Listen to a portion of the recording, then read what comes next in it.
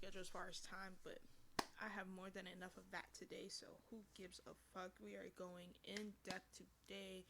We are still in season 1, episode 10 of Watch Club of Empresses in this palace. In this motherfucking palace, god damn it.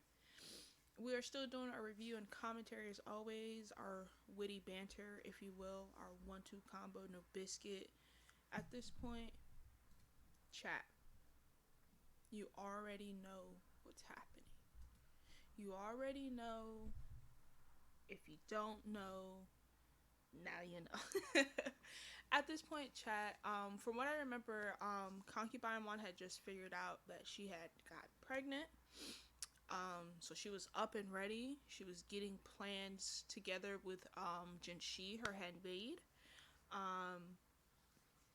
But still, she was having to deal with the lost affection between her and the Emperor.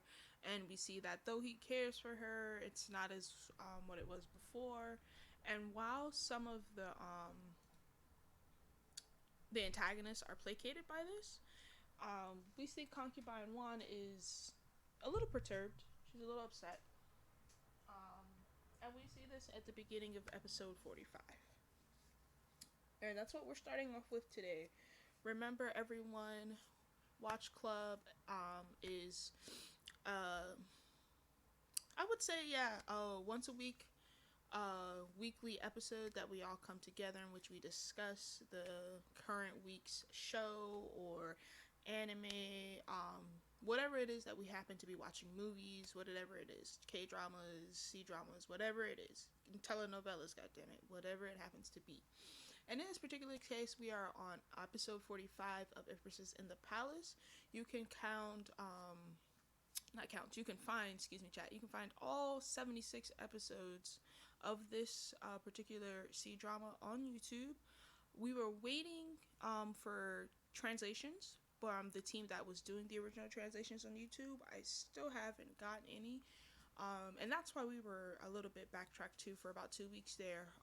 Watch Club had not caught up properly. Like, I have my scripts ready, but I don't have proper translations, if you will, because there are other websites that have translations, but yeah, no, I'm not gonna do all that extra work. I can barely understand them. I think just the translator is just, I don't know, it was like a piss poor job, really. They didn't have it all together. But beyond that, we are back in action. I think we can go up to episode 12 of Watch Club in particular. So, if I believe, I actually have my script with me. Yes, we can go up to episode 12 of Watch Club, and then from that chat, it is going to be rocky, eventfulness is what we'll call it. It'll be an event, word noteworthy that way. But that'll mean if we go up to episode 12 of Watch Club, that'll mean up to episode 59 of Empresses in the Palace. So beyond that chat, prepare yourselves. As I'm saying, it's going to be rocky. I'm trying my best, but I know you are here with me. And we are moving on back into episode 45. Like I said, we are starting off with Concubine Wan. She is reminiscing about her and the Emperor in this garden that they were in way back when she was younger. So like 2 years ago, I guess. Because you remember, chat, she's this time has passed, but it hasn't been that much time. So she's reminiscing about 2 years ago when her and the Emperor were a lot closer, a lot more loving. He was pushing her on the swing. She had no cares in the world, you know. Compared to now where she's sitting on the tree, but there's no one there to push her. And she's reminiscing, saying that she would want it to be like an evergreen kind of life rather than having be like a fruit or a plant that bears fruit, having to know sorrow and, you know, certain things, you know. And we see that even more time has passed, because as she stands, she's incredibly pregnant. And like, I mean, like, heavily pregnant. Like, goddamn. But she kind of saunters off, and we see that Huan Bi, her maid, who also happens to be her half sister. If you guys forgot, if you haven't, good for you. That's a point on your end. 1 point to Gryffindor. But she kind of, asks her to get up, and she asks her to, hey, let's go back, we got some soup prepared, and she just leaves the scene or whatnot. And from that, we jump right next into something completely opposite. It's the emperor, right? But it is not some reminiscing love scene. It is him and his court officials and official guard, by the way. Like, they're out in the blazing sun, and it's her father, Jin Yun Dao, who is pleading, because if you guys remember, he's pleading on behalf of the author that was creating these poems, and they were in favor of one of the stately princes at the time, or at a time in which he was doing well and was considered honorable. Because we know that a majority of the state princes were either killed off by the current emperor, or they even planned coups in which then the emperor had to then throw them in royal court. A little bit of backstory there. But we see that there was an author who created a poem book about him at one point in time in history, and it was still circulating, and the emperor got upset, and he got even more upset when it was found out that one of his lead ministers, that also happens to be Concubine Wan's father, Zhen Yuan Dao, he had the book in his possession. And right now we see that Jin Yun Dao is trying to plead for the author of the book, because what happened was the emperor got so upset that the book was, I guess, in circulation, that he decided to completely obliterate this man's clan, send all the women to be slaves, send all the men to the borderlands to be like soldiers at the guards, who were all like, or all the men who were over 15, and then anybody else was like sold off, or the women were sent as prostitutes, and then anybody else was sold off as slaves, right? And then he decided to kill said author and hang his corpse in the market for 10 years, as punishment for having had this poem book still in circulation, right? And we see that Jin Yun Dao's pleading to the emperor, like, in complete opposite fashion of what we just saw in the last scene, right?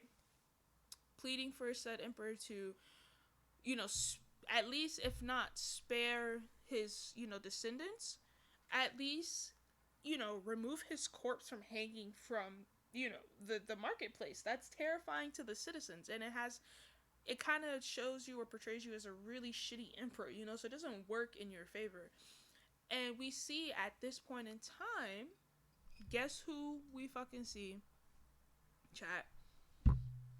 Can you guess, chat? We see fucking Lady Chi's father, or Lady, because if you guys don't remember, Lady Chi is the newest, excuse me, Noble Lady Chi is one of the newest concubines that was added into the harem. We see her father going in direct opposition of Concubine Wan's father and pleading against said author, and somewhat placating the emperor and saying, his decisions were correct.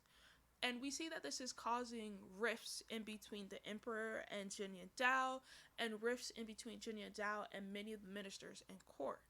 And as we know, this will cause many rifts in the harem. Because the harem, they like to say in this drama, or like the characters like to say in this drama, that they'd like to keep the harem and court affairs or stately affairs separate, but they're always intertwined, especially when fathers of concubines are like head ministers, And we see that. And in the next scene, we're moving on here. Gonna take a sip of my coffee.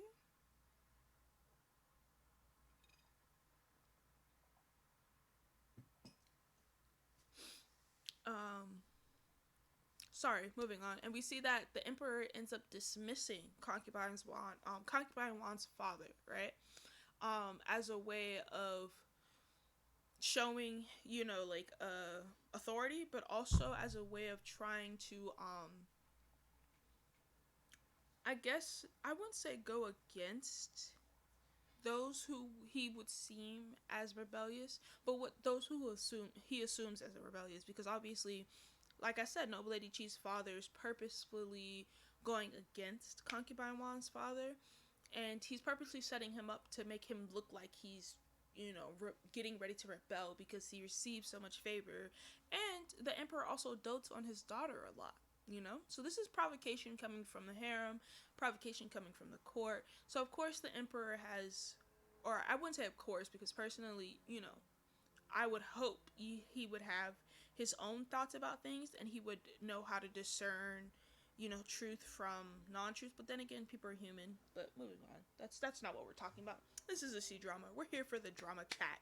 We're here for the drama, okay? But we see, because he's receiving all this opposition about concubine Wan and her father in particular, he ends up dismissing Minister Jin Yun Dao. He ends up confining his family, right? And making sure, like, when I say confine, making sure the mother and, like, her, because she has a younger sister at home, unable to leave, right? So he confines the family in the same way that he has also confined concubine Wan. So we move on to the next scene. Concubine Wan is in her room. She's arranging flowers, and we see one of the emperor's maids, Bamboo, come in and deliver greetings to concubine Wan. And the maid's here to say, like, the emperor is concerned about your pregnancies, or not your pregnancies, about inconveniences that would affect your pregnancy. And if you have any issues, let me know. And, just kind of placating her, right? And I guess for me, I had noticed this was the start of them trying to form this bubble around concubine Wan in order to stabilize her and her pregnancy, and making sure that she doesn't, like, lose it after what she had already been through so recently, right? But moving on, I also had noticed too, because it wasn't Bamboo, it was Orchid. Her name was, or the maid's name was Orchid. She references today's that this festival, the Double Ninth Festival, and it's an auspicious day, and so everyone's making sure her and her child doesn't come to harm. And honestly, we know between concubine on Noble Lady Chi and the Empress, they're gonna be up to something, and we notice that something is them trying to break the news of what happened to her, concubine Wan's family and her father, to her, in order to force her to have a miscarriage, or in order to first force her into labor and into harming her child. You know what I'm saying? So we see that these women are plotting in the background still. They haven't let her go. They want her to, like I said, if not miscarry, in somewhat way go in labor early, because as we know, going into premature labor, that the chances of survival of the child is lessened and whatnot. So we see that she hasn't been let up. But what I noticed is, like, even with the constant talks and subtle hints of what the Empress should and shouldn't do, the Empress Dowager is getting tired of the Empress and her machinations, right? And we see that in later scenes, in the next few scenes actually coming up, that the Empress Dowager, she sits down and she's talking to her, and she's like, I'm sick and tired of how you're handling the harem. 2, how you're handling the harem and ultimately birthing of children by other concubines in the harem, right? And she ends up calling her out for the ploys against concubine Wan, and that's the third point. Her literally targeting a favorite child of the emperor, who would then, I guess, receive favorite love from the grandmother, or I don't know. I guess the Empress Dowager is in a way saying, because the emperor would love that child more, that child has the potential to succeed, and you're stopping the line of succession, basically, right? Coffee break. Right? And so, and she even she even ends up reprimanding the Empress for these transgressions, and how tired of she is becoming of all the plots and the schemes and the death of her grandchildren. So she forces her to stand in front of the cricket gates. I'll go back to the gate. Yeah, the cricket gates. As a punishment, right? And I couldn't remember exactly why she wanted her to stand at the cricket gate. I couldn't remember. So I went back to the actual episode.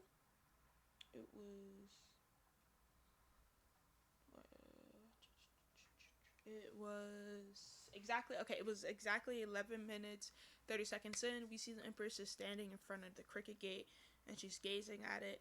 And we see concubine An walking up to the Empress, greeting her, and she's asking her, what is the significance as to why she would even make you stand here? Like, I don't see that as such a punishment as, worthy of ire, right? And she says, or as she being the Empress asks her, do you even know the meaning of the cricket gate? And so she's like, I don't, please enlighten me. And the Empress says, from the classics of poetry, and I'm reciting this verbatim from the subtitles chat, so bear with me. Ying-wing crickets cluster together, so proper that your descendants arrive in swarms. An auspicious name, so the imperial family will have many heirs and continue the imperial rule through generations. I dearly wish I had sons of my own. So that is the Empress saying verbatim, one, that little piece of paragraph, but two, lamenting on how, at the same time, wishing she had spawns or many, aka crickets of her own, her son of her own. And then we come to understand the meaning as to why the Empress Dowager had the Empress stand here in the first place. It is to remind her the fact that the imperial family needs lots of heirs. They need princes, yes, princesses, yes, because obviously they use them for political marriages and stuff like that. But they need princes. They need princes to, one, succeed and affirm the line of succession, so no one would be able to, debate it or contend against it. But two, also because having many princesses, I guess, or having many children in general, many male heirs, was seen as a really good thing, a really prosperous thing, especially for an emperor, a son of heaven at that. You had to have many descendants to, one, in a way show your status, or your status, and also in a way show the divinity of your lineage, especially when it came to the royal family. So we see that the Empress is at one point understanding why she has to stand here, but also understanding, or not understanding, also at one point not understanding the predicament as to what landed her in this. And I say that because we see her lamenting about wanting a child, but her actions go against the fact that she is like this not person worthy of having a child, but this person who's crestfallen and deserving of pity because she lost her child, because you've murdered and killed, one, not only your sister, your blood relative, like your half sister, sure, but your actual relative, her child. Not only were you responsible for her child, but you were responsible for probably several other children, unnamed children, and consequently going against concubine Wan and harming her as well. And we're not saying she allowed Consort Hua to do the things that she did in order to harm concubine Wan, but we also understand that the Empress doesn't want concubine Wan pregnant right now. She wants that child dead, okay? She knows that child will contend for the throne and more than likely succeeded if concubine Wan were to give birth to a male heir, especially since the first prince, her child, the Empress's son, who's passed, is already gone. So she doesn't have, or excuse me, the emperor doesn't have a quote-unquote legitimate child, a son, So that's what I guess you could say is what making the Empresses nervous, and why the Empress Dowager is, while tolerated in the past, maybe because people like, for example, Consort Hua would have been a really bad concubine to have had a child with.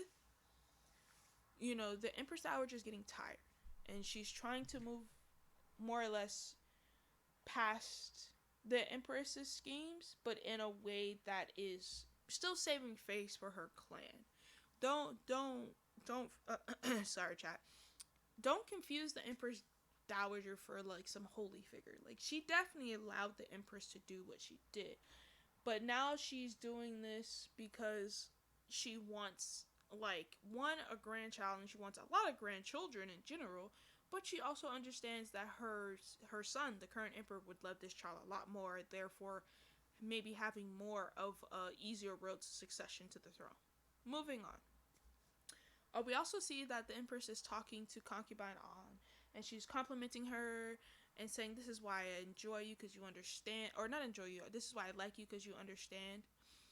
And we see that concubine An is getting nervous because concubine Wan is already 8 months pregnant. You know, she's so close to birth, and the Empress is like, even though, remember, chat, she's standing here for a punishment. She's like, giving birth is fine. It's a good thing. That's actually a responsibility I won't have to deal with. But it's so sad, unfortunately, that concubine Wan, who's so close to giving birth, will happen to have to learn about her family, right? Excuse me, chat. And this is what I mean, that these women are plotting in the background, that we're gonna happen to just inform concubine Wan of what or not the misfortune, but yeah, the misfortune that befell her family and what happened to her dad being dismissed from court and all that, just so we can accidentally cause a miscarriage or early labor, right? And honestly, we know that concubine Wan is gonna find out, right? Not because, and I say this, and as I was writing this, I was like, not because like of anything. Yes, it's gonna drive plot, but simply because concubine Wan is just gonna notice that like the emperor doesn't want to talk about family with, or like not family, but doesn't want to really necessarily bring up family matters with her. And she's smart, chat. Like, this is why she's main character. Obviously, main character armor, yes, but as we see, she knows how to put two and two together. And in the next scene, we notice that concubine Wan is talking with Jin Shi about, she hasn't had the arrangement for her mother to visit her, even though she's so close to giving birth, right? And she's like, the household department is what's going on. Like, this wouldn't. Coffee break.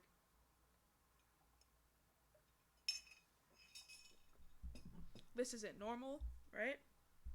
And so, like, as if we didn't see this coming, right? Concubine Wan becomes super, super nervous. She's like, I'm not sure what's going on with my family's situation. But we see concubine An, she, like, I guess she, like, slyly bribed a eunuch off to bring tea that would just happen to spill about the Zhen family, right? And quite literally and metaphorically, she has, like, him bring tea, like a tea set, to concubine Wan. And concubine Wan, noting that he's from the household department, just happens to ask him, because she was already contemplating, what they were doing and why they haven't arranged her mom and all that shit. Why, what's going on? Like, why haven't my mom, been arranged into the palace to come see me? Because, I'm 8 months pregnant, I'm about to give birth, normally she would be here.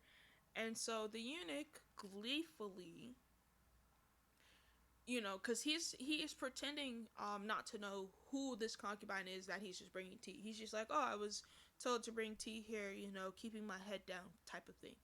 So he's like, oh, you didn't hear? The Zhen family isn't allowed into the palace at the moment, right? And immediately, as soon as the eunuch walks out the door, concubine Wan, she drops. She drops to the floor, and she's unable to take it. Her prenatal chi, if you will. Because I did write that in the script, and I was like, that's hilarious. But yes, her prenatal chi is affected, and she becomes, like, I guess, crestfallen, and she kind of, like, faints. We see in the next scene, though, that thank God nothing happened to her. Like, nothing happened to the child, per se.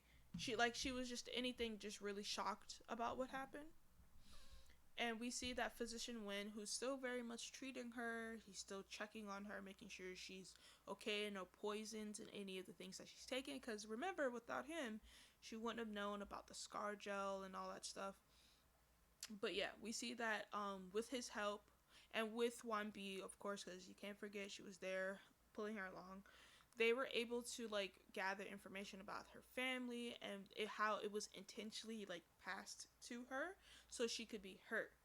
So in the end, they like, instead of like waiting around, they started to like formulate this plan. They needed to go see the emperor so they could like not contradict what's being said about her family, but try and get ahead of what's being said about her family, but in a way that doesn't make her and her family look guilty, but mainly her, because she knows that her in this pregnancy, or excuse me, she knows that this pregnancy is what's going to keep her one alive and like standing strong in the harem, but also the successful birth of this pregnancy, right? Coffee break.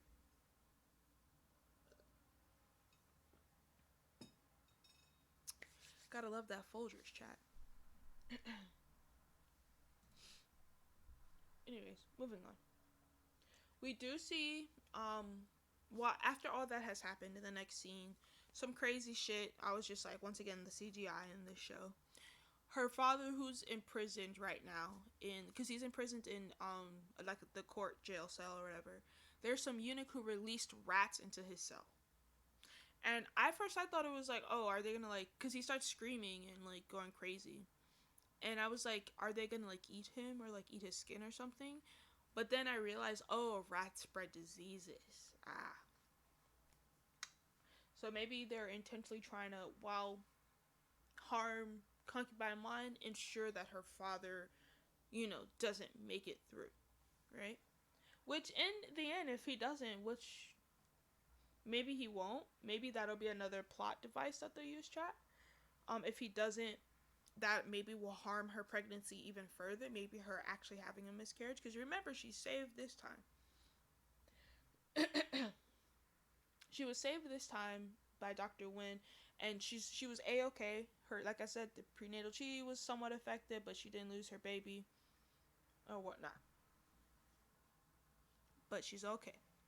So, like I said, they formulated this plan to see the emperor.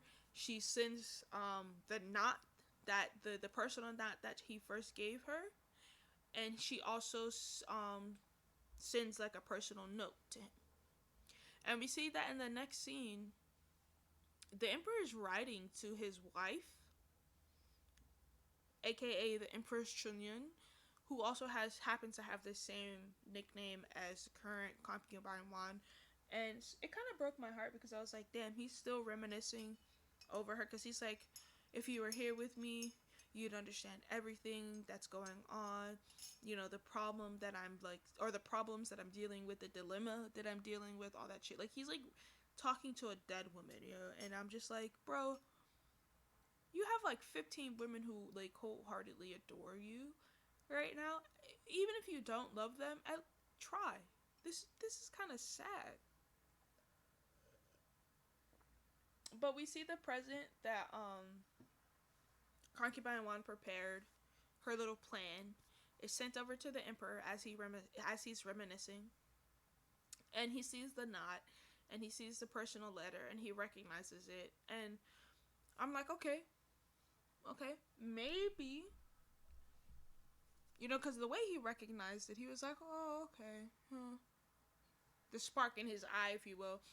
I was like, maybe he will shape up. Maybe he will, if not care for her more, come to see her more, right? And immediately, Su Peshang, who's the personal eunuch to the empress, comes into the room to greet her and asks that she come see, or she comes sees the emperor in his like personal study room.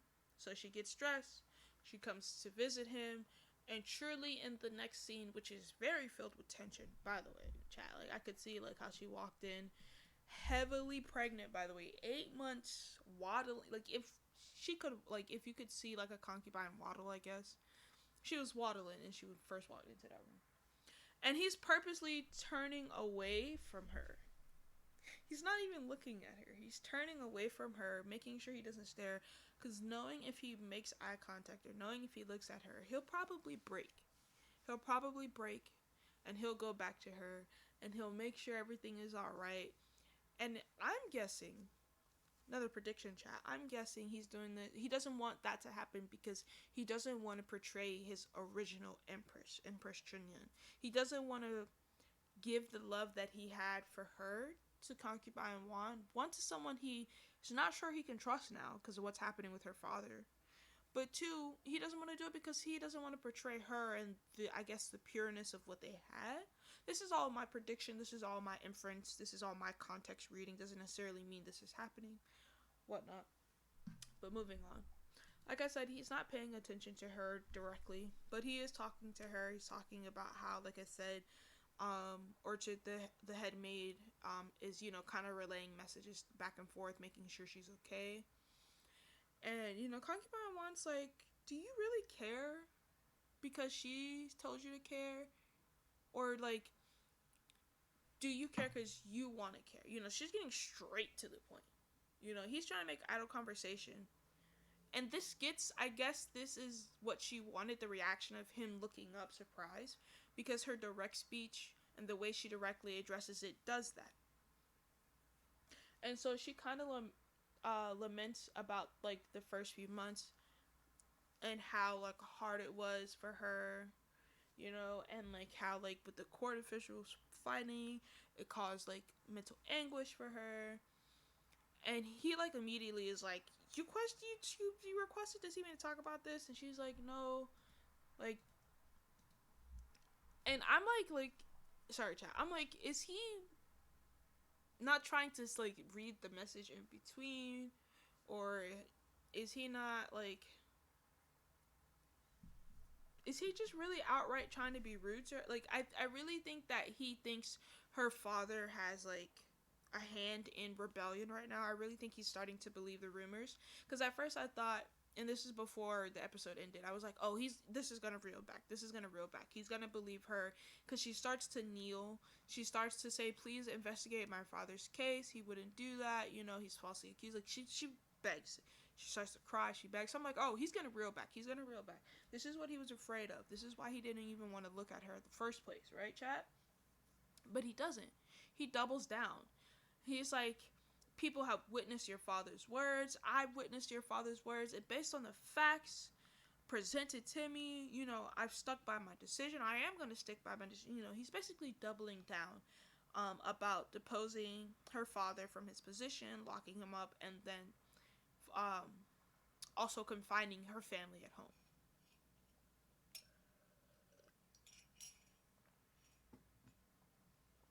Sorry, coffee break. He also, unfortunately, and I didn't think he would be this cold. He, like, actually more than doubled down. He, like, bites fucking down. 10 toes down with this shit, chat. He bites down, and as if this is supposed to make it better, he's like, I won't make them slaves, to the people of the border, like the bordersmen, but they will be banished to Niguta, which is a very, from my understanding, from my reading, a very cold and bitter, like, borderland. So you have to understand these people are like 60, 65 years old. They're older. So he's banished him to a very harsh and cold wasteland. Her parents. And he's like, out of, like, respect for them, I won't allow them to, oh yeah, like I said, I won't allow them to be slaves. And I'm just like, yo, he's really, we didn't have to worry about Concubine An or the Empress harming Concubine Wan. He's doing it for us, chat. And I never expected him to be so heartless. I really thought that he would try to help her understand, maybe be a little bit more forbearing, I guess. And I don't know why. I thought, obviously, drama once again. But in the end, he, like I said, he becomes very cold to her. He's like, even with knowing beforehand why the emperor wanted to choose her, as far as the Empress Dowager, because she saw what Concubine Wan looked like. He spits out to her, now you know why you were indeed favored. It was because what you looked like and who you looked like. Once again, his first wife, Empress Chu Yun. So after forcing her parents to Niguta, this really horrible, bitter cold borderland, he breaks her heart again in terms of actually waking her up and telling her why he initially favored her and somewhat loved her. Um, what else? Am I missing something? I feel like there's something else. I feel like I missed one more thing, chat.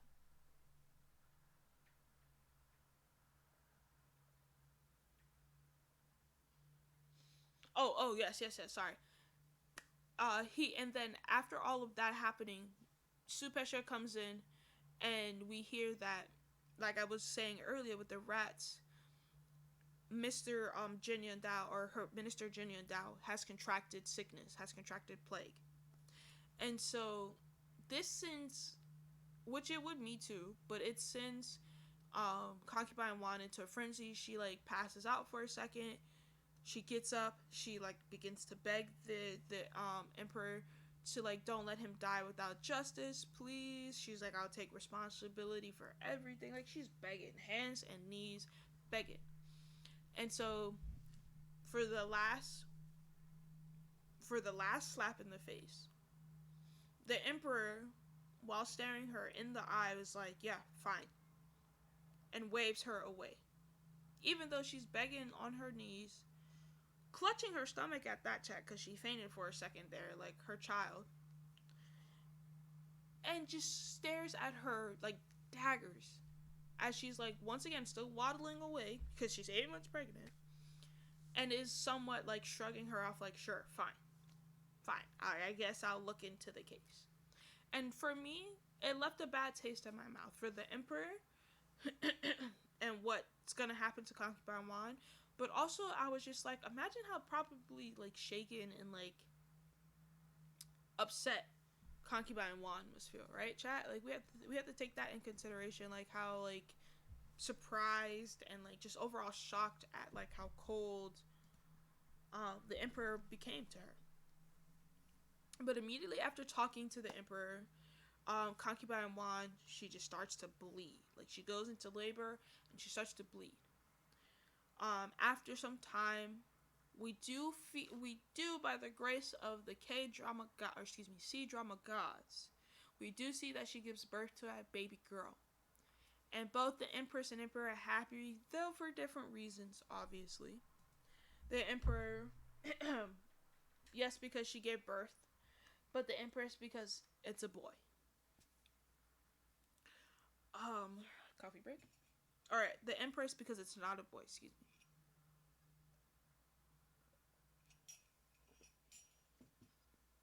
We also see in the background, as Concubine Wan's giving birth, we see that Noble Lady Hui and what's her name? Excuse me. Forget her. Consort Chi. Excuse me. Noble Lady Hui and Consort Chi are talking about what happened to her father and getting Dr. Wen to treat him so he won't, suffer, unfortunately, anything like that. Trying to help buffer some of the impact of what's happening to the Jin family, which I was like, oh, okay, thank you. They got some fighters in their corners, which we knew they do. Excuse me, which we knew they did, shall I say? Because as of right now, we don't know the fate of the Emperor and Concubine Wan. Like I said, she did give birth to a healthy baby girl. The Emperor is happy because she gave birth, and the Empress is happy because it's not a boy, right? And even after giving birth to her daughter, Concubine Wan is still too heartbroken to even want to stay in the palace.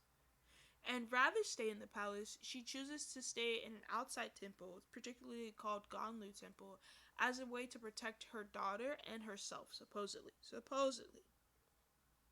So after some time, we see she ends up giving up the right to raise her daughter, and she ends up allowing Consort Jing, or Consort Esteem, to adopt her daughter.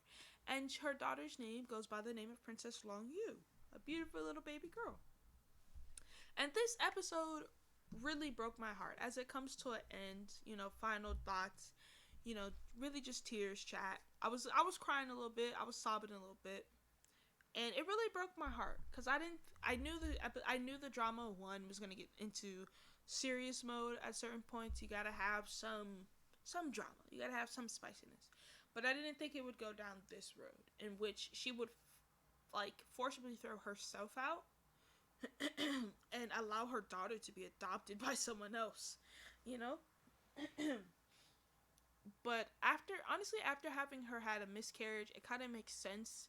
She knows that she, because once again, she's already gone through the motions of losing favor and hope and love in the emperor and from the emperor, and being crestfallen and not caring about favor, to hoisting herself up back into favor, to then being dropped back out of favor, but then getting pregnant, so getting somewhat more of nice favor, to then losing all hope because she realized all favor at all was simply because she resembled someone, you know. To just now, I guess, completely and utterly postpartumly, because she just gave birth, depressed. And knowing that she can't raise a daughter like that and fight in the harem for her daughter properly, she decides to leave and give up her daughter. Which I was just like, obviously there's got to be more to this. There has to be more to this. But if not, what the fuck? That's so heartbreaking. And like I said, I did cry for a little bit. And, moved on to the next episode. But anyways, moving on. Like I said, we're going straight into episode 46 of Empresses in the Palace. Remember, we are doing Empresses in the Palace, aka the Legend of Zhen Huan 2011 series. This entire series has a total of 76 episodes, and you can find all 76 episodes on YouTube. Please understand, unfortunately, up until episode 54, I believe, there is no after episode 54, there is no English subtitles. Bear with the subtitle team, they're getting them out. I've been waiting, you've been waiting, we've all been waiting. They've been teasing us, and it's fine. Little bit of floor play, never hurt anybody, so I've heard. Moving on. Moving straight into the episode, I felt so sad. I felt so sad, chat. My heart broke a little bit again. We see that Concubine Wan is sitting in her little, like, I guess we could call it like a living room, the equivalent of her living room, whatever. She's sitting in the equivalent of her living room. She's holding her beautiful baby, Princess Long Yu, and she's talking to her staff. Her staff meaning all the current eunuchs, maids, and any head eunuchs and maids in her palace. That includes Jin Shi, that includes Huan Bi, Xiao Yanzi, her head eunuch, Pinger, one of her good maids, one of her good confidant of a maid, if you will. And she's assigning them to different palaces. You know, she's giving them options to either go be assigned to Concubine Hui's I keep saying Concubine Hui. Noble Lady Hui's palace, or Consort Jing's palace, either or of their choosing. And honestly, what a true friend and confidant, if I will say, Jin Shi is to Concubine Wan. She and Huan Bi have absolutely made up their minds to still follow Concubine Wan into the temple. They can still serve her and make sure her needs are taken care of. And they don't want to leave her side, you know? And that was amazing. A few moments later, we see Consort Jing walking in. And, you know, she asks immediately, she's like, you know, is this the only way you could think of? Is this the only plan you could come up with? This is your last resort? And, you know, this is really, you know, a testament once again to how one smart and understanding, but also how do you say it? But also unable or inept Consort Jing is, because while aware that this is somewhat of a plan and, you know, last resort, last way out type thing for Concubine Wan, she's still unable to help her, you know? And she wants nothing best for Princess Long Yu. You know, she, like I said, she was allowed to adopt her, and she even says to concubine Wan, you took pity on me knowing that I had no child to rely on. And to me that read that, while once again, because she has no children of her own and she recognizes this as an opportunity to stabilize herself and her position, she still feels wrong. She still feels guilty, for having to adopt Princess Long Yu. But after that, we see even Imperial Physician Wen, we see Noble Lady Hui, they come in soon after, and they're here to see off concubine Wan, Jinxi, and Wan Bi, and assure her, we'll look out for her family while they're here. We hear that her father, while still recovering, he's recovering, at least from the plague, and we don't have to worry about him being harmed at the moment. And we also see that both assure concubine Wan that they'll look out for Princess Long Yu, make sure she's not put in harm's way. Excuse me, chat. And anything like that. And this also broke my heart because we see Noble Lady Hui crying and saying she wish she was there, going with her, and concubine Wan's reminding her, no, you gotta protect yourself.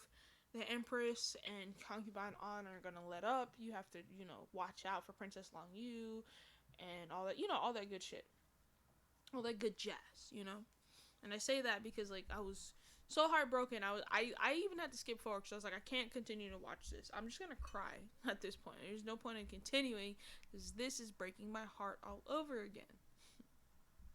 And what I noticed, this comparison that I noticed, is if you all had remembered our transitions to the Summer Palace, I remember I commented in stating how that was really glamorous and beautiful and elegant, and it was different, right? When we look at the transition into the temple, it is anything but glamorous. It is bleak, short, and just sad, I guess you can say. I wouldn't say sad, but just what's a good word for having no prospects? Destitute, almost. But we're welcomed by the head nun, or the head abscess, I think the titles refer to her as, Jing An. She's very caring, very attentive towards concubine An, who actually ends up getting renamed. And her new name is Mocho? I can actually pull up the pronunciation because I'm all about pronunciation here, chat. Tra la la la la la, tra la la la la la la. Let's see.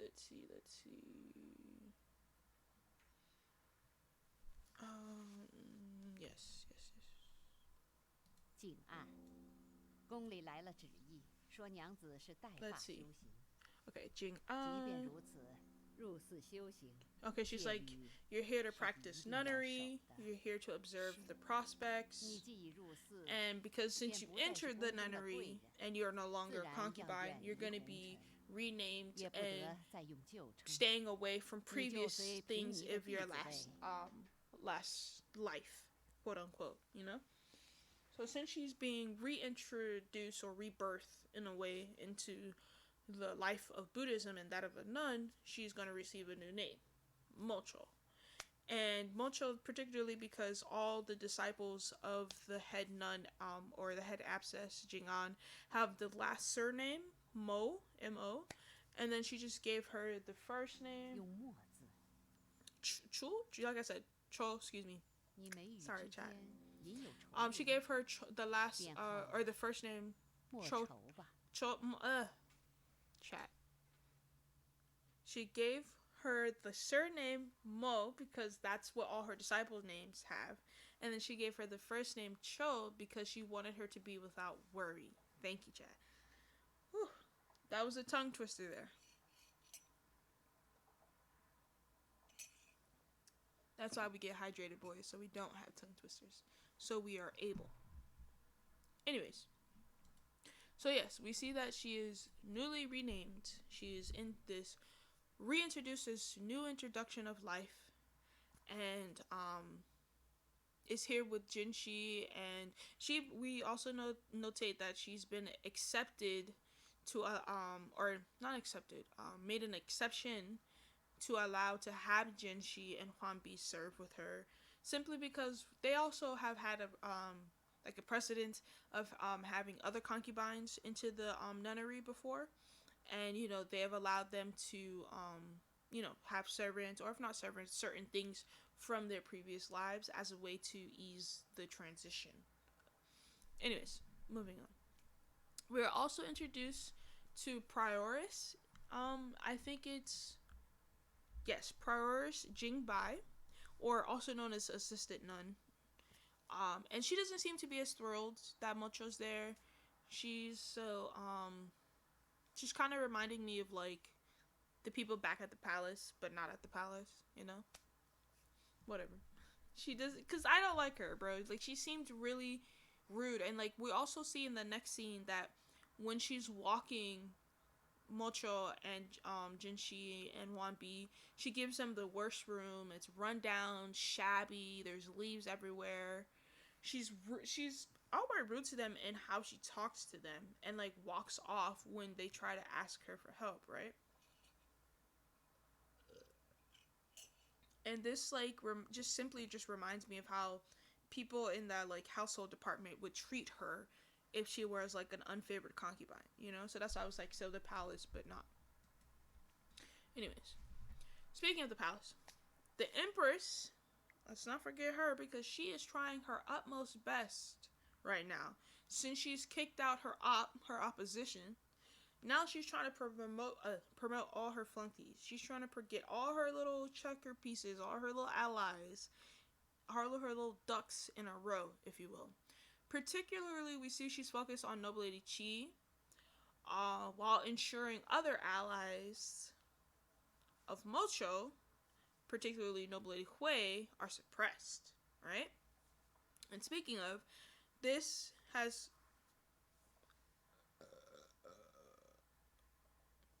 Sorry, chat. I burped to the side there because that one's a little... What?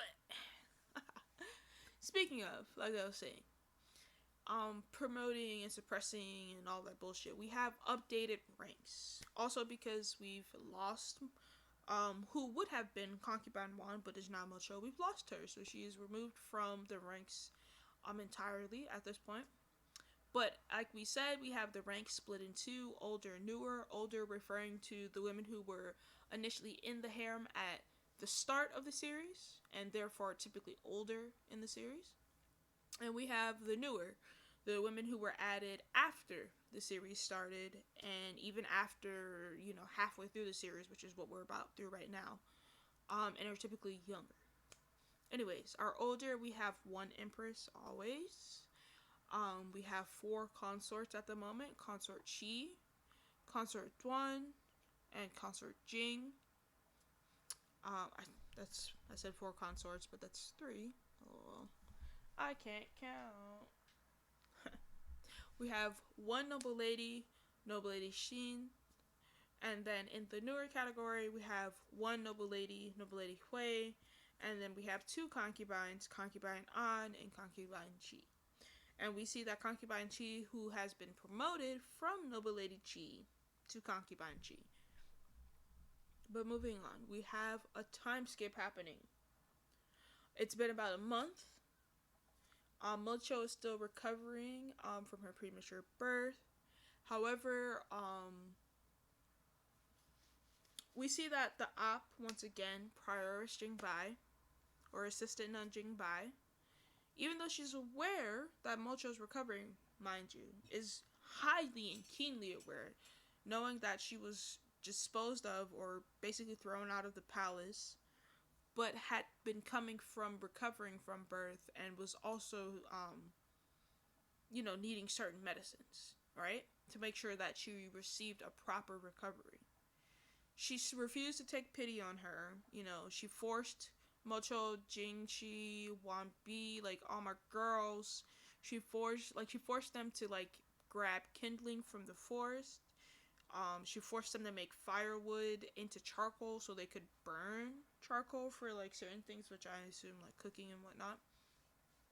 She even mocks Mocho for not even picking quote unquote good firewood, and she's like, "Oh, you clearly had to have been some concubine living it up in the palace because you don't even know what fucking good firewood looks like." And I'm like, "Yeah, yeah, she was. It's been a month since I was living in the palace for like 4 years, and before that, living in a pretty, affluent home where I didn't have to forge firewood.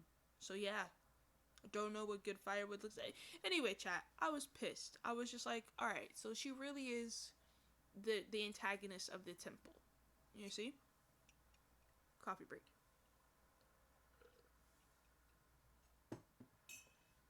Moving on. We go back to the palace for a minute, right? And honestly, I was just like, well, great. Here we go. The Empress is up to something.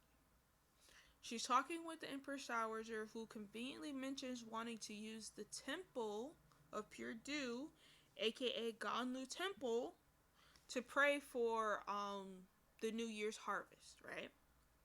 And I say she's clear up to something because, like I said, Ganlu Temple is the temple concubine Mocho, that Mocho is currently staying in. And why bring this up at the Empress Dowager? Because you wanted to pray for harvest, knowing that there's a resident temple in the actual palace. You don't actually have to leave.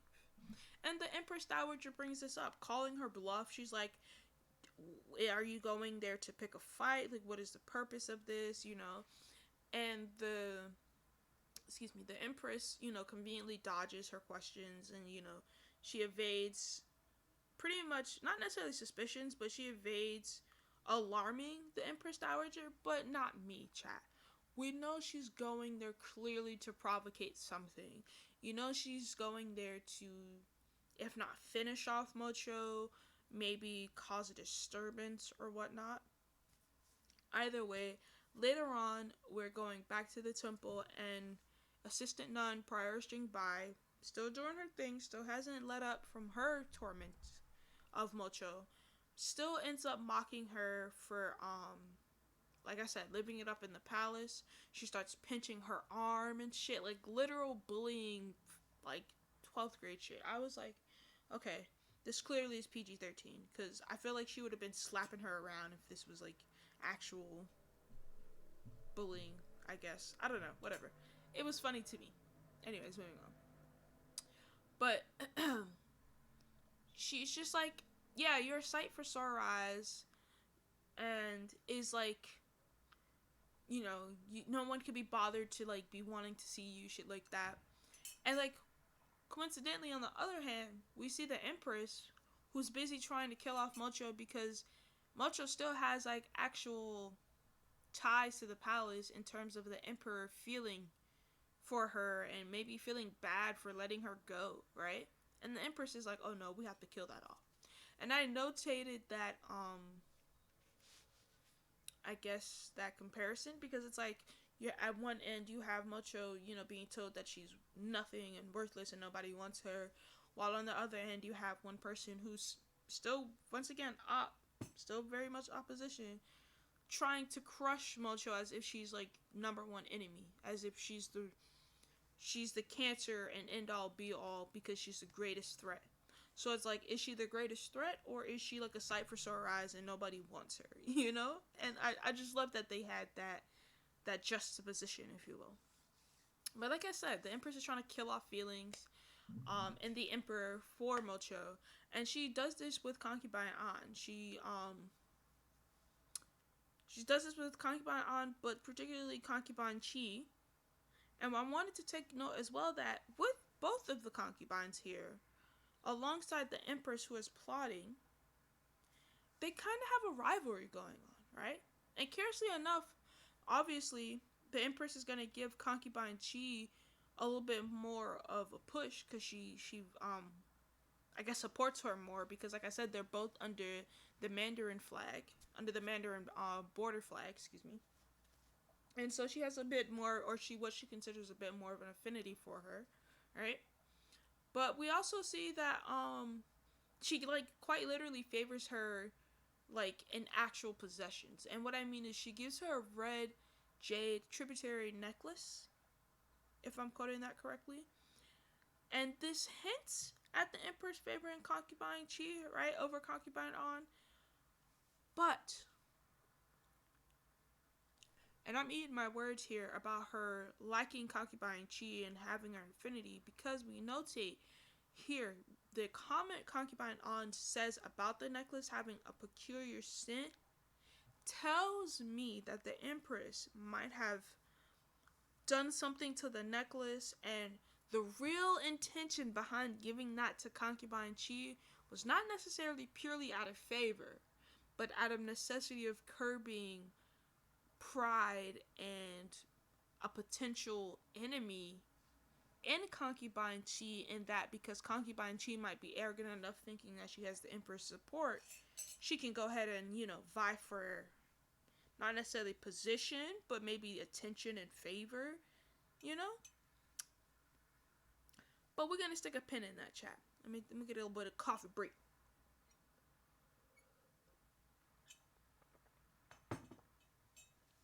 Moving on.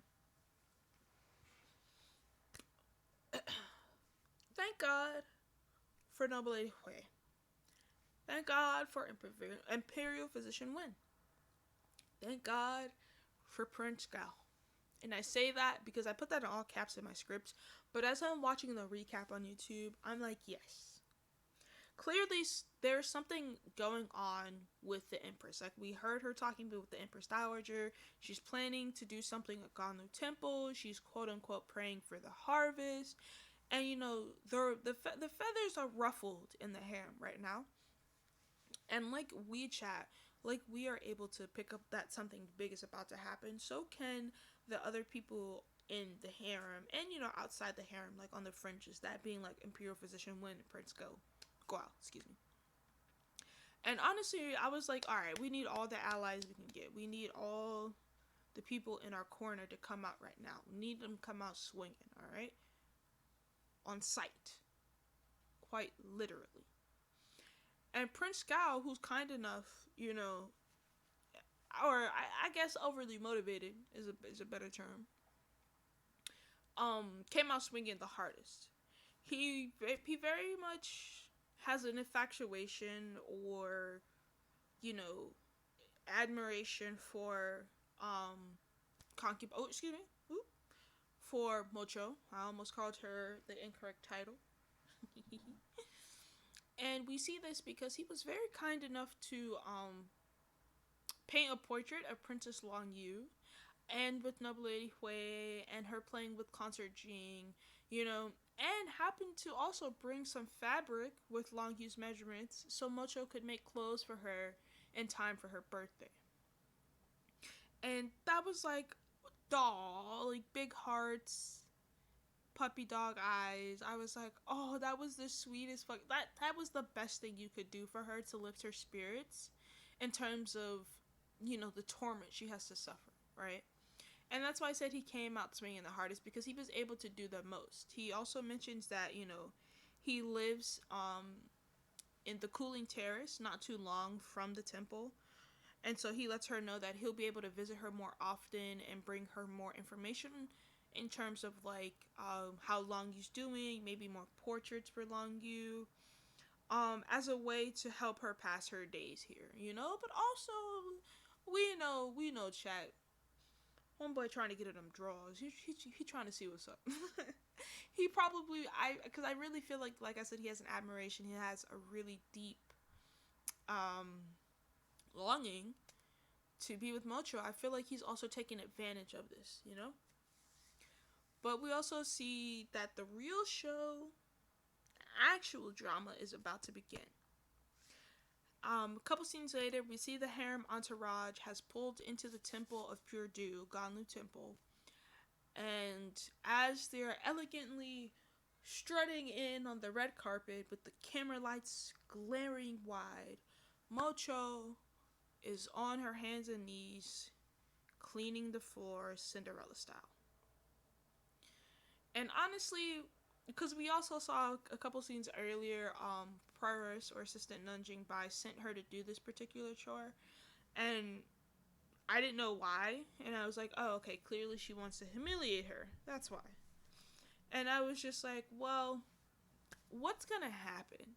Are they gonna completely spit on her, like, I spit on you? Or are they gonna, like, take pity on her and pretend to be nice, maybe try to rile up some anger? I don't know, chat, because the real show is about to begin. Either way, my final thoughts. The back and forth we saw between the palace and the temple in this episode has really culminated up until this very moment. And like I said, like I've just repeated, the show is about to begin. The curtains are drawn. The play is in motion.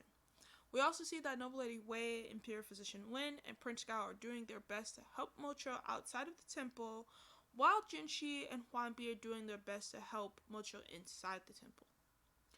So we see that from all corners, northwest, east, and south, that Mocho has everyone looking out for her. She has everyone making sure she's taken care of at the bare minimum. But we also see potential love interest, potential male lead number 2, Prince Gao, coming out swinging the hardest in making sure that Mocho is taken care of. Personally, all I know is that I'm excited. I'm scared for the next episode, because I really think the Empress is going to do her best to try and crush Mocho, all in all. And that bothers me because it's like,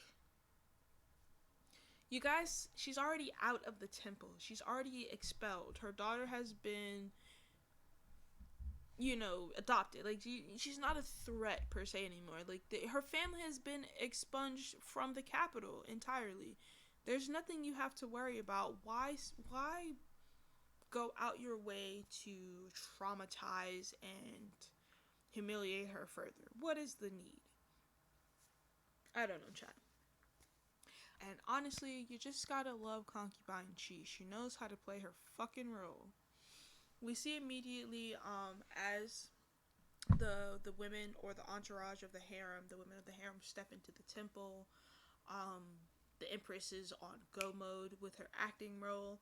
She's pretending to pray to Buddha about, Concubine Wan and Noble Lady Hui and all that shit. And just so happens to have Concubine Chi step on Mocho's hand. We see Concubine Chi notices that Mocho, who was once again assigned this task on purpose by Prioress Jing Bai from the last episode, is hiding in the corner. She's not trying to confrontate the women. She just kind of wants them to hurry up and leave so she doesn't have to deal with it. But coincidentally is in quotation marks, Concubine Chi steps on Mocho's hand, causing her to yell out and startle the women in the harem. And also, like, as if on cue, like, to the T, Concubine Chi is like, oh, Your Highness Concubine Wan. Oh, wait, I can't call you that. What should I call you? You know what I'm saying? She's just, getting ready to speak against her, and the women are, like, irked in terms of the Empress, in terms of her flunkies, Concubine An, and, Consort Chi, and whatnot. And immediately, like, we have the whole monologue of Concubine Chi just speaking down and against Concubine Wan about her title and saying how she should address herself, about being humbled and blah blah blah. And honestly, shout out to Noble Lady Wei. She had enough and she started to speak for her, and she was like, she has a name, her name's Mocho, And then we see Concubine An obnoxiously, I wouldn't say pretending, but like, how do you say, gloating? Or what's the word? Chat? What's the word? Obnoxious? Yeah, I guess, like, obnoxiously ask if she's okay. Is that the word? There's a certain word I was looking for. I can't pick it up. Regardless, moving on. We see that Concubine An is obnoxiously asking, oh, are you okay? Pretending to love her, whatnot, bullshit. I'm not even pretending, like I said, obnoxiously. So just if in words only, in statement only, sugarcoating her words, with false love. And Concubine Jing and Noble Lady Hui see through it, and they're angry, and they're defending her, if somewhat to the ire of the Empress. And Prioress Jing Bai is in there, like the fucking lapdog that she is, saying that she's fine, she's not some exalted concubine anymore, she doesn't need your pity, bullshit. Um, she's used to chopping firewood and washing clothes, and she's no different than, basically just saying how disgusting she is, because at this point in time, doing such menial work, I guess was frowned upon, especially for women of high-born families and whatnot. And so the Empress is like, you have to leave behind your possessions. It's fine. This is something that, you're taught by Buddhism as is, by Buddha himself as is. And like I said, shout out to Noble Lady Hui.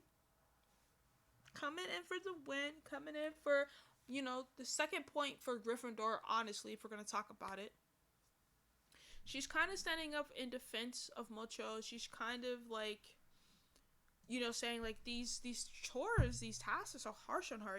She's just come from, a life of, if not luxury, ease. How can they expect her to just immediately, hop over? And like I said, this irks the Empress, and the Empress brushes her off, and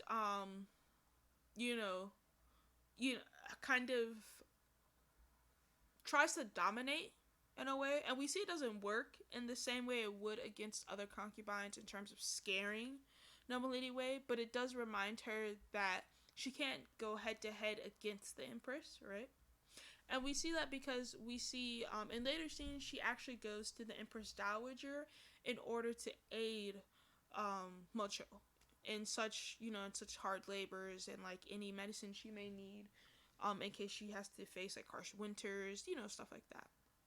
And the Empress Dowager acquiesces to Noble Lady Hui's request. She has Madame Orchid, or Gugu, if they call them Gugu Orchid, or not call them, I shouldn't say. The term is Gugu, or a nickname for like an elderly woman, from my understanding.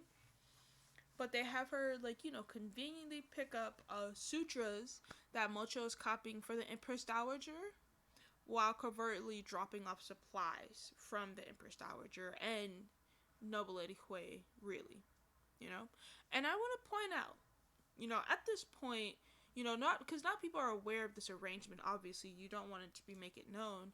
Everyone thinks that Mocho has given up on trying to get back into the palace, right? Or at least won't be a problem for them, since she's clearly uninterested in the love between her and the Emperor, or at least uninterested in rekindling what was their love. And she doesn't want to vie for favor, obviously, because she's locked in a fucking temple. She has her daughter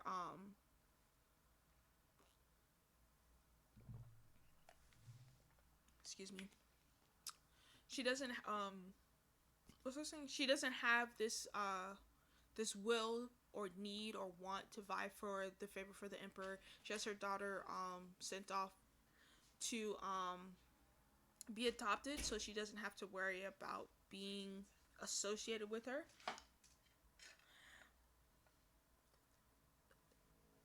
So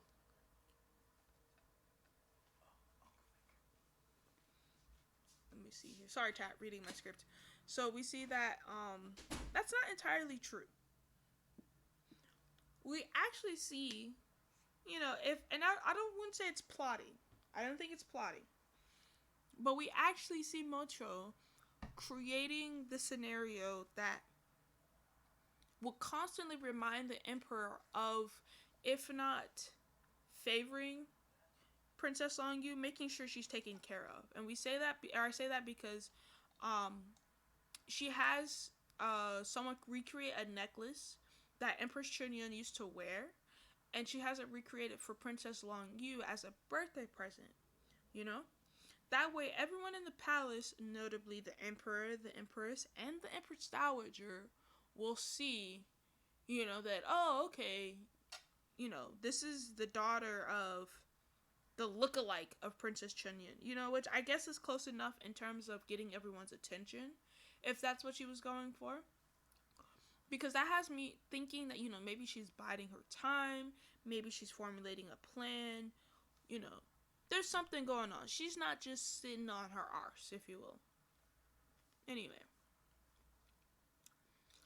we see that Concert Duan, or Hanit if you're looking at the English subtitles, is talking with Mocho, and she's giving her a little bit of push. She's giving her a little bit of motivation to, if not fight, to somewhat get herself back into a shape that if something were to happen or if someone were to come after her, she could do something about it, right? Anyways, moving on. Next few scenes, we finally get to meet, as I mentioned before, Ganlu Temple has other consorts. They have a precedence of taking in other consorts from previous dynasties. And one of those consorts happens to be Prince Gao's mother. And we actually finally get to meet her official title from when she was a consort, which is Consort Dowager Serene. But in the temple, it's Venerable Abscess Serene. But we're just going to call her Abscess, just make it a little bit easier on ourselves. We do finally get to meet her. And immediately, she takes a liking to Mocho, and by extension, Huan Bi, because she looks like Mocho, she has her mannerisms, whatnot. And she takes a liking so much so that, even when Mocho asks her to take care of Huan Bi, maybe even potentially looking out for a good family for her in terms of marriage, because once again, Mocho, while understanding Huan Bi wants to be there with her, in order to help her, she knows that Huan Bi can't stay there forever. She's a young lady. She needs to, live her own life, that type of thing. Abscess Serene immediately agrees. She has no problem doing so. And, end up speaking of marriages. Because, like I said from the last couple scenes, because there has been a little bit of budding relationship between Prince Gao and Mocho, I'm starting to think there might be a spark of interest from Huan Bi in Prince Gao, alright? And I say that because she immediately refuses to marry when brought up the, good families to marry topic with Abscess Serene and Mocho. And she also says, I'm not going to marry someone I don't love, I'm already have someone in my heart, or implying she has someone in her heart, that she loves, and she's not really looking for anyone else. She also says that she doesn't want to leave Mocho alone to live a miserable life. She wants to be there to make sure that she's taken care of, so there's no need for her to get married, which is a covert excuse if you ask me, yes, but we leave it as is, And that pretty much sums up this particular episode 47 of Empresses in the Palace. My final thoughts, it has been a full year time skip in total since Mocho was sent out of the palace and quote unquote pray, Many things have happened. The Empress and her flunkies are still very much hard trying to discredit or disparage anything or anyone related to Mocho. But the Empress Dowager, Prince Gao, Abscess Serene, Nobility Hui, Imperial Physician Wen, all of these players are directly and indirectly helping Mocho to get back on her feet. And with that much support, I doubt the Empress, Noble Lady Qi, and Concubine An can do much with that, And there are many more people helping her. There are many more other people who, if not necessarily outright support her, are helping her, And with that, one of those people obviously being Consort Jing, she's, adopting and in a way keeping Princess Long Yu safe, right? But finally, the last tidbits of the episode, we also see Mocho making arrangements that leads us into, maybe a little bit of a side story with Prince Gao and Huan Bi, maybe. We don't know. We see there's a spark of interest there. She refuses to marry people, or not people, a person she doesn't love, that kind of thing. So maybe there's something there. And we see that Prince Gao is coming up behind her and talking to her. And he's getting intimate with her about the things that they're talking about. And he's letting her know that, there's a potential not arranged, but there's a potential marriage being promised to him, I guess you could say. Or not promised, no. Being offered to him, and he flat out wants to reject it while she's wishing him congratulations, and he's kind of stunned that she is, and she's like, if you like her, you like her. If you don't, I'm sure your mom will find somebody for you. She don't care about nothing he has going on right now. And to me, this tells me, as it turns out, this tells me that both Mocho and Wanbi were somewhat right, in what they were saying last episode. We know that Prince Gao likes Mocho, but we see that Mocho doesn't like Prince Gao. You feel me? So she ends up pushing him off, or like brushing him off, and she's like, hey, we got to keep these rumors from circulating, dude. It's unsightly if a woman and a man, meet so intimately, I guess you could say, right? And she's like, to keep from rumors from circulating, you're a descendant of the royal family. I'm an outcast nun. We shouldn't be seen with each other. And while I understand her worry, she's clearly trying to brush him off because she's like, and I'm not saying she does like him, because like it from the behavior we see or the behavior we're displaying, she doesn't really want anything to do with him. But I feel like she kind of wants to avoid all topic of him, right? And she was just kind of trying to brush him off because dealing with his feelings and dealing with what he has going on is too much for her. I personally think that Mocho is still dealing with loss.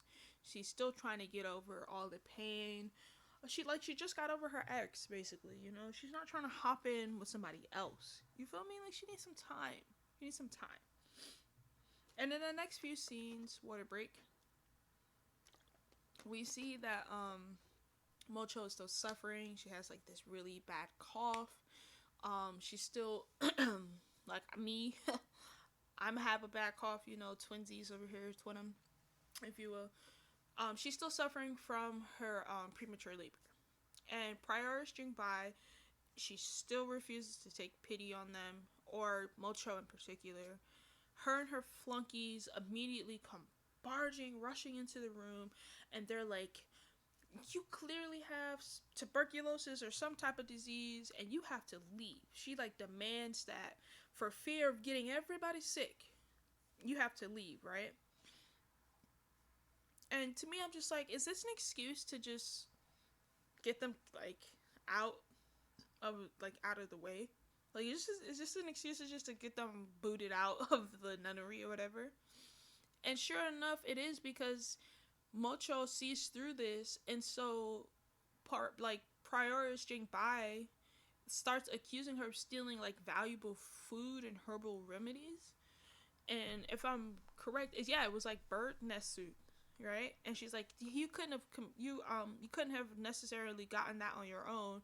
Who brought that in for you? And if we remember, she kind of has a covert deal going on with the Empress Dowager via Noble Lady Hui and herself, and exchanging like I guess you could say like the remedies that she's talking about in exchange for like copied sutures, right? So that's how she has the bird's nest suit.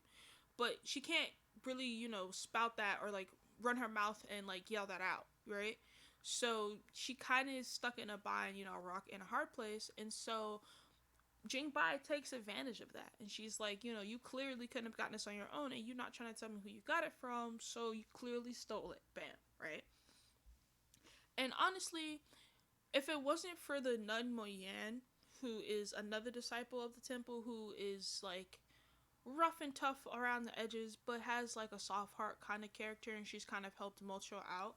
If it wasn't for like her standing up for them, like Mocho probably would have been like goner, She still ends up getting kicked out, and Moyan, she's like, what, fuck it, I'll go help. I'm not not affiliated. She's like, I'm not gonna be like, what's the word, chat? See, I hate when this is so vexing when I can't get the proper verbiage out, because I have my script, but I can't say what I want to say proper, chat. Whatever, moving on. So, like I said, Mo Yan's like, I'm not gonna allow this to happen. I my conscience and I as a person, this isn't right type of thing. So she stands up against them and she volunteers to help assist Mocho in leaving, and quite literally assists in like carrying Mocho up the mountain in which they're like forced to go on, this peak apparently. And Mocho's sick, like I said. She had such a really crappy cough from prenatal labor, but also, not prenatal, premature labor. But also because she hasn't been receiving proper care and proper medicine and attention, certain things have gone noticed or untaken care of, so she's unable to trudge herself up into the snow, into, this peak, kind of remote area that they're forcing her off into. And so, unfortunately, even with the help of Mo Yan, they end up, because she's too frail, they end up passing out halfway through the journey. Fortunately, Prince Gao, he said earlier, he lives in the cooling terrace not too far from the mountain. When he came to visit Mocho in the temple themselves and heard that she was kicked out, he immediately, went into a frenzy and went looking for her and was like, how could you send her off and whatever. And, he was able to get him and his steward, Ajin, I believe. Yes, Ajin, to go help and rescue them, right? And so now that Mo Yan, Mocho, Jinshi, and Wan Bi, mouthful, are all safe and are at the cooling terrace, Mocho is now able to get actual treatment from Imperial Physician Wen. She's lying down and she's getting her pulse taken. She's making sure she's getting proper medical attention in terms of the herbs that she needs, all that good stuff, right? Eventually, Prince Gao and Imperial Physician Wen, they kind of had a little bit of a sword fight there, a little bit of a pissing contest with each other. Eventually, after kind of, like I said, pissing contest, stating who's better for who, or for her, who's better for who for her in terms of, I'm the better man, but I could do more for her type deal. Eventually, Prince Gao sends everyone away. He then, this crazy motherfucker, then takes off all his clothes, all of his outer clothes, shall I say, sits in the cold snow outside on the ground for a few minutes, comes back and holds Mocho, who's still unconscious, by the way, right, in order to bring her fever down. Chat. What? I was confused. I was befumbled. I was like, wow. How, my nigga, how? Chat, I had been so, taken aback at, one, the audacity that he had, first of all, to be even touching her like that, but also for him to just literally, because I guess they come to the conclusion after, that pissing contest with Imperial Physician Wen, she has to break through her fever in order for her to really get through the night and then, therefore, be able to take medication properly and all that crap, right? So he gets the bright idea, instead of a cold napkin or a towel, right? He gets the bright idea to physically freeze himself, become a fucking popsicle, and hold her in order to lower her temperature Twilight style. Instead of being Jacob and keeping her warm in the tent, he's being Edward. Right now, he's being Team Edward. And I'm so confused because I was like, out of all the taboos and rules to break, you do this. And so he gets called out by his servant Ajin, who's like, whoa. And he retorts back, I'll do anything to bring her fever down, I'll walk to the ends of the earth, whatever his monologue speech, basically explaining his motivations for doing all this, And then Imperial Physician Wen, who's walking in the freezing snow, lamenting at, oh, this is how, how I can be of best of use to her, I guess. It was so melodramatic, chat. I was just... I had to take a breather for a second. There's like a huge pause in script because I was like, ... Oh, water break.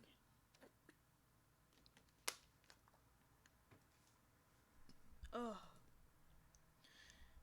These two idiots who have an obvious fucking crush.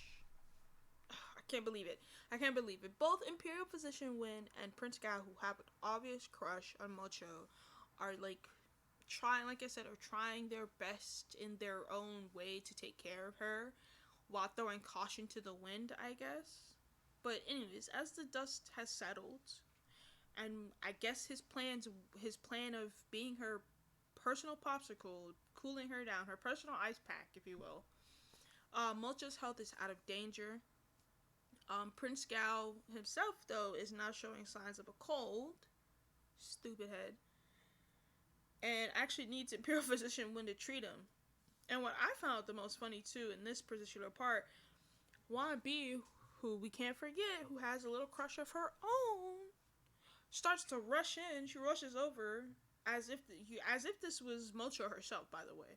Rushes over and somewhat pushes his actual like manor maids, the maids of his actual manor, to the side as a way to be the first one to help him to his room, and like calling the shots to get Aji in, to bring medication, and telling Imperial Physician Wen what to do. Like she was just acting like the wife, basically. Okay? And even in the next scene, we see her talking to Ajin about the maids and, why they be serving him overnight, and I don't appreciate all of that. Like, I was just like, oh, okay, Wan Bi, are you married to him? Are you guys dating? Is he courting you? Have you pledged marriage? Are y'all what are you a concubine? Do you have a marriage contract? Any of this? No? Relax, girl. Like, Wan Bi really surprised me in the fact that, like, I thought she would be a little bit more sensible, especially after the whole incident with getting caught and betraying Mocho in the first time with what was it? That the post concubine, the one that we actually saw later when Noble Lady Wei was bringing concubine Wan to the Cold Palace. But yeah, in that incident, I thought like Wan Bi would be a little bit more sensible, and I'm not saying she's like wholeheartedly betraying Mocho right now, or betraying her at all, really, because from what it seems, Mocho isn't interested in Prince Go, so she isn't really bothered too much at liking him, and I don't see anything wrong with her liking him personally. But the way she's acting is a little audacious, and it's just too much, right? But anyways, like I said, Ajin just, like I was saying, she's talking to Ajin about the maids serving him overnight and how they're in their room and whatnot. And Ajin just kind of like laughs it off, and he's like, listen, Prince Gao doesn't even want a wife, let alone some random maid to serve him like that overnight, so just relax. And she does. She's visibly relaxed, actually. And he's like, just, it's fine. Just leave it alone. And so I was just like, I already said what I was like, actually. Forget it. Moving on, chat. We're back into the palace now, which we're getting a little bit of a contrast to what we had saw going on with, or what we had seen going on with Mocho and her crew. We now see that the Emperor, Noble Lady Shin, and Concert Jing, like, randomly show up, right? From, like, they just randomly try to pop into Prince Gao's cooling terrace, right? And Mocho had to, like, because she's awake now, by the way. She had to randomly hide, like, within quick seconds, in, like, the corner behind the folding what's it called? The folding doors? Folding walls? I'm not sure. But she had to hide in the corner, basically, within, like, moments. And, like, the worst part of it all, like, they end up bringing Princess Long Yu, you know? Which, of course, Mocho is visibly, like, her heart is, like, tied. Her like, her throat is, like, wanting to cry out, you know? Wanting to hold her baby that is just mere few, like, feet away from her. And she doesn't. Eventually, you know, the Emperor leaves. Consort Jing, you know, Consort Jing walked out eventually first, but the Emperor eventually leaves. And they talked about a couple topics, you know. The Emperor showed up to talk about particularly Empress Chun Yun, Princess Long Yu, the temperament of Mocho, and, like, what it's led to, and how, like, this is like a wake up call that she may have needed, and now that and that now he's, like, I guess in a place of acceptance, I guess, of it all, or whatever. But eventually they leave. It doesn't take them long. It's a quick visit, really. It was almost like almost as if the writers were like, ha, got you, you know? Gotcha, bitch. And so I was just, like, quite honestly, like Mocho, I was a little bit, you know, choked up there, and I was like, oh, that was a tearjerker at the end. And, you know, my final thoughts was, like, another roller coaster of an episode. The ending, where they were playing the zither and the flute, and they were complimenting each other. Oh, and they had Veneral Abscessorine there. And that was really beautiful. And she was reading the poem. I thought that was one of the best parts of the series. I didn't put it in the script because, honestly, that deserves your viewing pleasure. You need to go see that scene of anything. I was just like, oh, my heart, right? But from that scene in particular, my also another final thought that I realized is things are now heating up between Prince Gao and Mocho, right? Inevitably, Ajin had to spill the beans as to what Prince Gao had to do in order to, or in order, excuse me, not in order, what Prince Gao did that end up leading him to get the cold, and in order to, like, help, in a way, save Mocho and bring her, or not in a way, actually save Mocho, and in a way, like, respectfully, quotations, respectfully show his, like, admiration and undying love for her and whatnot, right? And he basically just made clear his feelings for her, basically, in a way that was physical. And I was just like, okay, dude, I don't know if this is okay. I don't know if she would be okay with this, but hey, you're doing this, sure. Anyways, chat. Something tells me that after what everything was told to her, that she will eventually change her mind about how she feels about Prince Gao, but maybe she won't fully fall in love with him. Maybe she'll feel conflicted. Maybe she'll feel like she owes the Emperor something. We don't know. But we're going to be hopping right into episode 49. We won't have too much of a break here because, quite honestly, chat, episode 49 speaks on its own. I really didn't go too deep in terms of, like, I don't know, in terms of, like, obsession, I guess. My obsession with it. Because episode 49 turned the tides.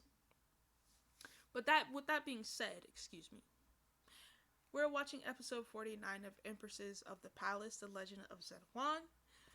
If you must know, all 76 episodes are on YouTube, and if you'd like to know as well, unfortunately, only the English subs go up to episode 54. However, the actual subtitle team is working on it in real time, and eventually we'll have the English subtitles on the episodes up. So don't hold your breath, but they shall be there soon. But with that being said, we are hopping into episode 49, and outright, Prince Gao is confessing for Mocho. Like, there is no room to calm down. Okay? There is no room to breathe. And I don't know why. I don't like them together. I don't, right? Plus, he's kind of, like, browbeating her and, like, oh, you never really liked the palace, and you never really had a happy day, and it's like, she's free from all that, and she can choose who she wants to be with, when she wants to be with, and why she wants to be with, right? Which is fine. That's an okay statement, but it's like, that doesn't mean she's entitled to then choose you, because you the next best thing, I guess. And it's like I said, that's an okay statement. She's telling him she doesn't want to choose him. What's so hard to understand, right? Right? And she ends up using logic against him. She switches around his words, and she's like, well, I'm so free, so are you. What about you? You could choose a wife. You could be happy. You're free from the palace. Why do you have to waste time on me?" type thing. And he immediately clammed up, and he was like, that's not the same thing. It's not the same thing. Which I was like, don't be a hypocrite, bro. Don't be a hypocrite. And he's like, some in some part of your heart, you love me. You remember my name. And she's like, bro, have you ever been in love? And he's like, no, never. And she's like, I have. So I understand the feelings that you have. Can't be love. Can't be love. And I was just like, whoa, spitting words of wisdom here. Spitting words of wisdom here. What a break.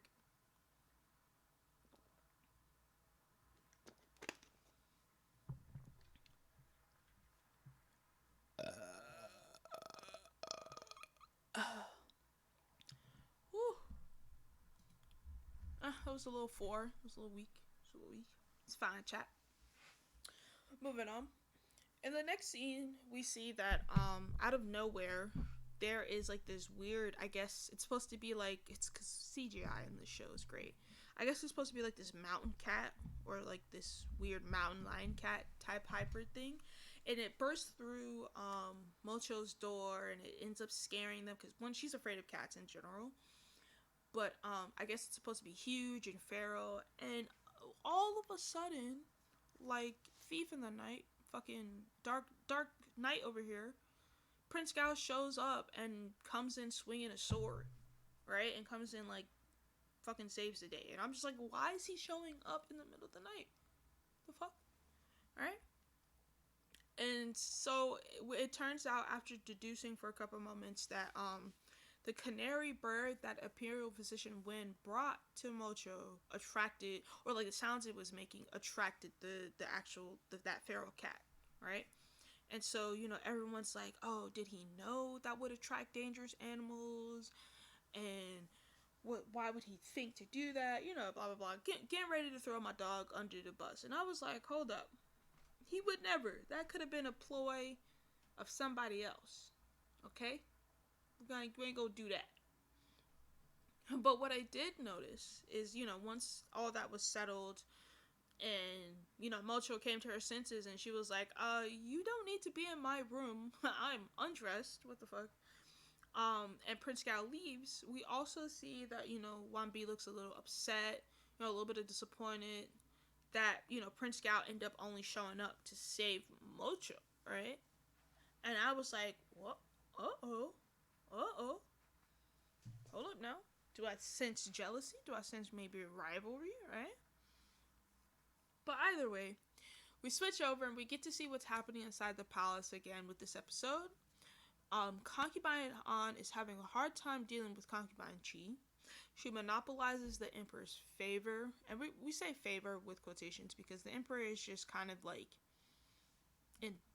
indulging her wouldn't even be the right word. He's kind of tolerating her, right? But we also see that the Emperor still won't allow her to conceive, right? And this is causing her more frustration. This is causing her to feel trapped and under someone's thumb. And I was just like, yeah, karma, huh? Fucking asshole. It was like, you wanted to kill Mocho, you wanted to kill her and her baby in particular, but now you want to conceive one of your own? And it's like, what gives you the right? Like, you where do you get off at having deserved that particular right when you take it from others, especially in such a malicious, intentional way?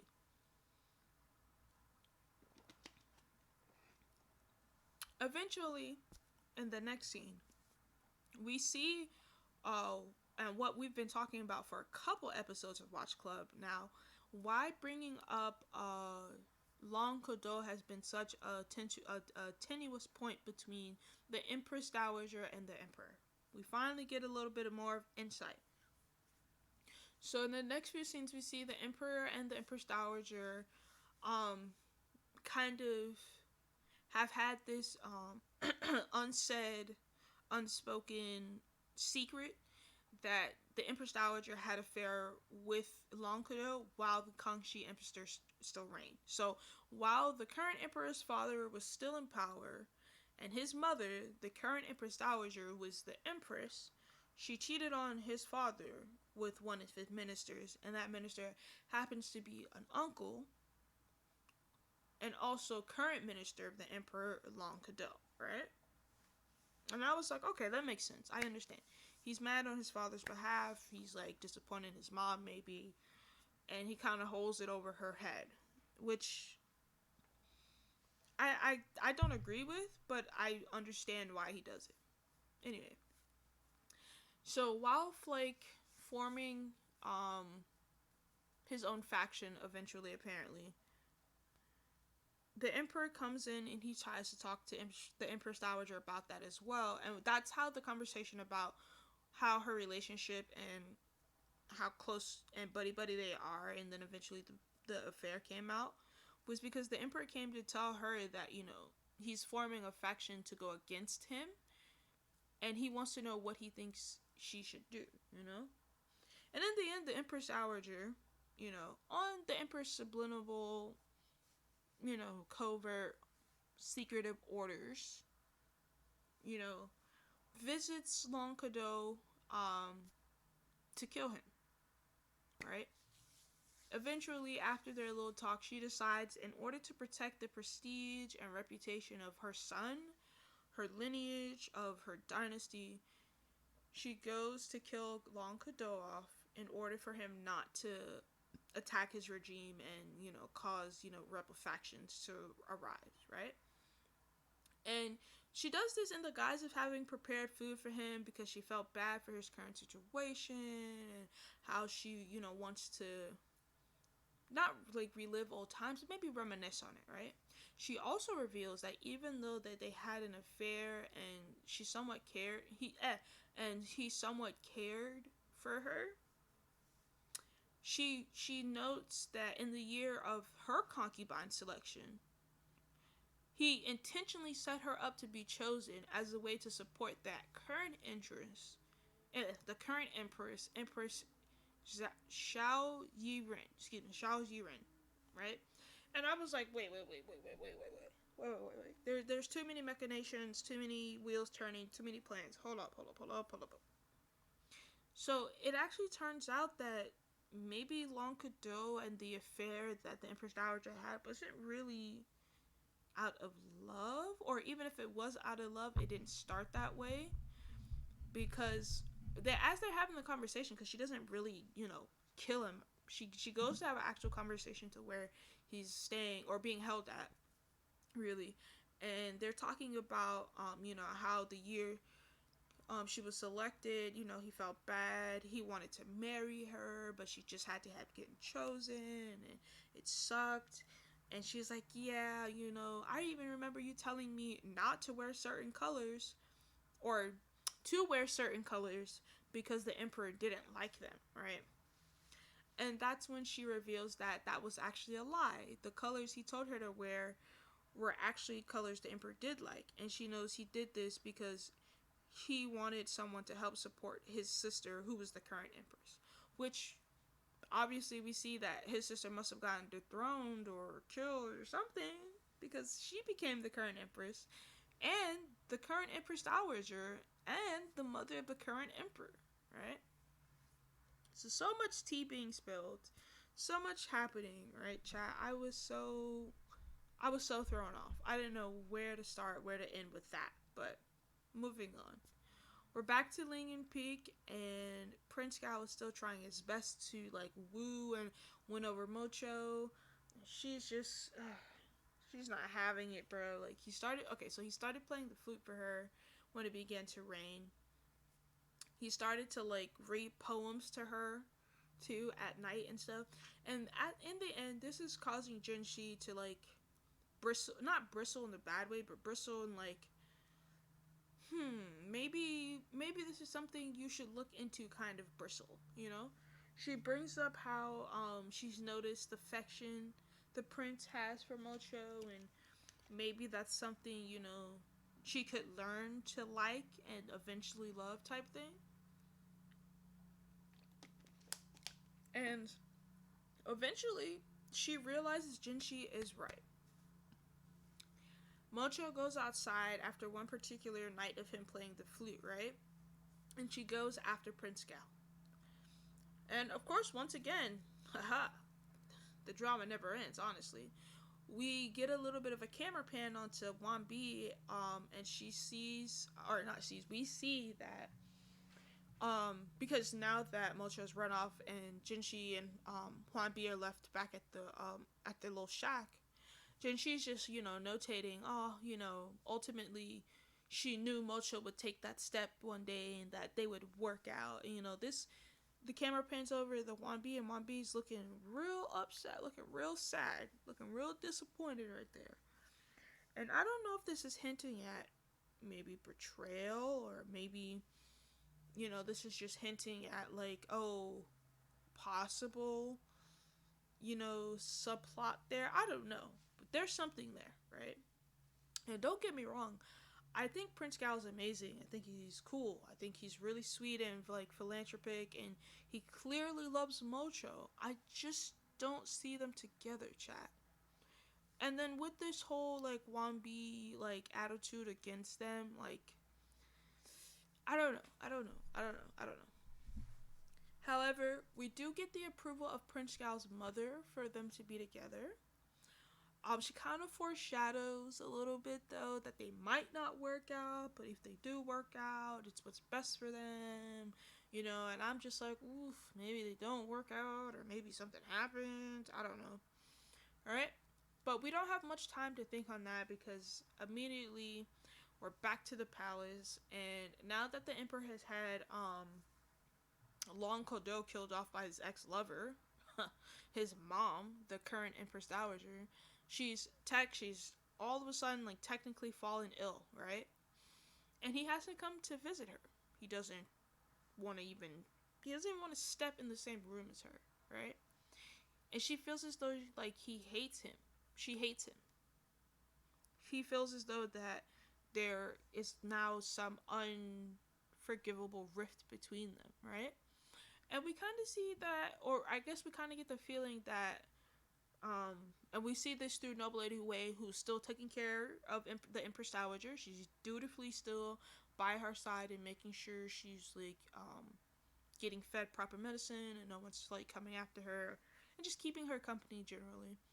We see a little bit that's not true. We see that the Empress Dowager, in fact, feels very bad about what she did to her son, and she feels heartbroken, and in fact doesn't blame him because she knows he wants to be a good emperor, right? And Noble Lady Wei comforted her, and in feeling comforted, she promotes, which I didn't know she could do, I guess, which makes sense, as she is the head, or like the prominent head female of the harem. She promotes Noble Lady Wei to concubine. And note, even though she's not favoring Noble Lady Wei, like simply just like, I guess, to favor her, because yeah, she likes her. She also doesn't want anyone to like go against the emperor and accuse him of filial impiety, right? And say that, oh, he doesn't love the women in his family. He doesn't care for his mother. He how do you say? He what's the word, chat? He ignores his other wives, in particular Noble Lady Wei. So yes, she does this for, you know, as a thank you to Noble Lady Wei, but she really does this also because it's a good way to help boost some of the reputation of her son, you know? So Noble Lady Wei, you know, very much semi-sweet and happy about it, you know, gets a boost in updates in rank, and she goes from noble lady to concubine. So she's now on par with concubine An and concubine Chi in terms of title, but we don't know if there's going to be any favor from the emperor coming her way, because this is granted by the Empress Dowager, right? Not through like service or merit via the emperor, right? So we don't know if this comes with any like power or favor her way, but maybe she has a little bit more room, a little bit more wiggle room to protect herself, and by extension protect Mocho, you know? We also see that even though both the emperor and the empress openly support and favor, which is a big thing, openly support and favor concubine Chi, both privately like and prefer concubine An, which I thought was very interesting, because it really goes to show you that like they're really only doing this for namesake and for what looks good, and not for what is actually good, not for what they actually want, right?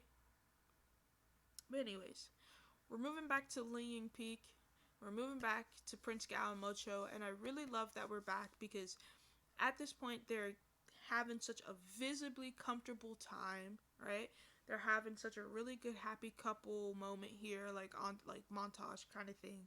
And honestly, it's funny too, because Huan Pi visually cannot take it. She just would rather not be a part of it at all, and I'm not saying she's gonna betray her, but I'm saying I knew it was coming. That's all I'm saying.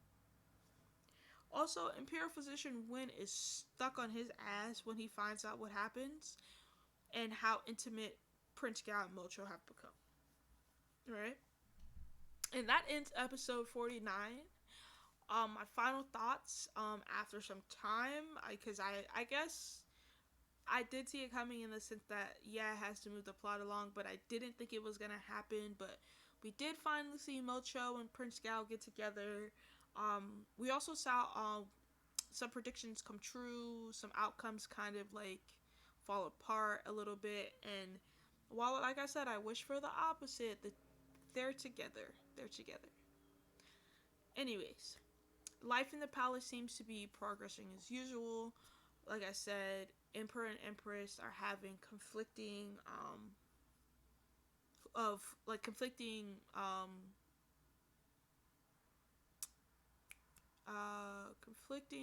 not ideas, feelings, emotions, I guess, about who they genuinely support and like to be around. And just all in all, the episode was, here to like explore the current plot lines. In my opinion, there was a lot of information presented in this episode. It was a lot of like plot driven information and happenings, you know what I'm saying? Like I said, we finally get to see Mocho and Prince Gao together after like 4 or 5 episodes of them kind of like will they, won't they, right? And we also get to see a little bit of what's happening inside the palace, and the further